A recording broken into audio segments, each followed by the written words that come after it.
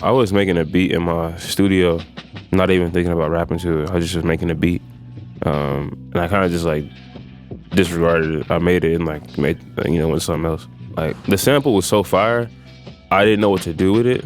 So I was like, let me try to add drums to this and not leave it drumless.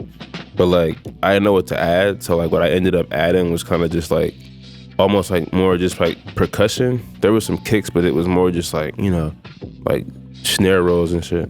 Yachty hit me up for it. Well, he hit me up for beats prior, and then like I sent him a pack, but it sat for a little while, and then like all of a sudden Drake had him. So like yeah, it was really random, but one of those things where like you never know what beat it's gonna go sometimes. Like it could be any single one.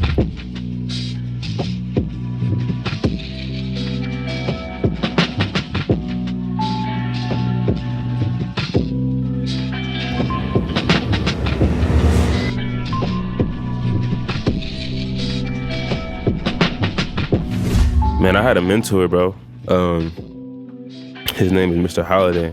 At high school, he like showed me the ropes of how to make beats. But I was always into like like production, like just like beat tapes and like underground shit.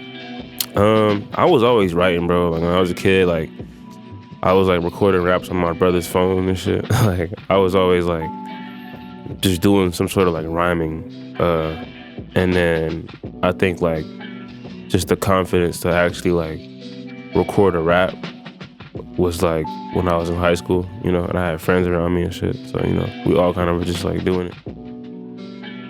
I grew up in Oakland, man. And out there, like whenever it's like hoodie weather, it's like overcast and shit, it's just like it's super nice. Cause it don't, it ain't too cold. It's not like too humid. So like it's good like, hoodie weather. I feel like I like really strive to like make something that sounds like weird to me, or like do something like really simple but effective. That's my approach. Really, I'm like going for like energy. Like I like to get the feel of the beat done in like 30 seconds. Like if I can like get to like what like how either whether the drums is hitting or like the sample I find, I chop it fast. Like if I can get it fast, then like I'll stay with it. But like that's pretty much it. It depends. Like most of the songs that like come out are songs that I heard the beat right then and I immediately rap to it. I've been like more lately. I've been doing like I'll make a beat, I go back to it, but like for the most part, like it's like right there, like within the same hour. I do the same song. All right, so I first had this sample right here, this loop, and it was a fire loop. I didn't know what to do with it. I kind of just kept like playing it over and over, and I didn't want to overdo it with drums. I wanted it to be simple, so I added like these kicks right here and just some percussion. And I added this fill.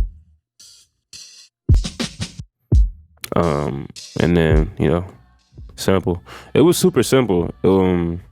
I think like I love when like if the sample is good, like you don't do too much to it. Just let it speak. And so like that's what I did on this one. The only part of this beat that is kind of like detail oriented is these drums.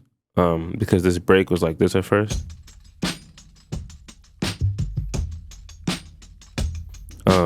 And the way I chopped them is like really different. It's kind of almost played differently. And it makes like the original sample, which has this kind of like more like laid back, like more straightforward kind of groove, like more sluggish and like kind of like it's falling into itself. And for like when I first made it, I wanted to rap to it, but I felt like it was too like weird to rap to. So I didn't like, when I heard Drake hop on it, I was like, oh, how did he, like I'm thinking something way different when I'm hearing this shit. But it was wild because like my approach to trying to make it simple was kind of the same with him, like his writing. Like he did like a really simple flow, but it was so like effective on this beat that it like, I think both elements kind of like, you know, clashed. But yo, thank you for watching my On the Radar beat breakdown of Red Button. Peace.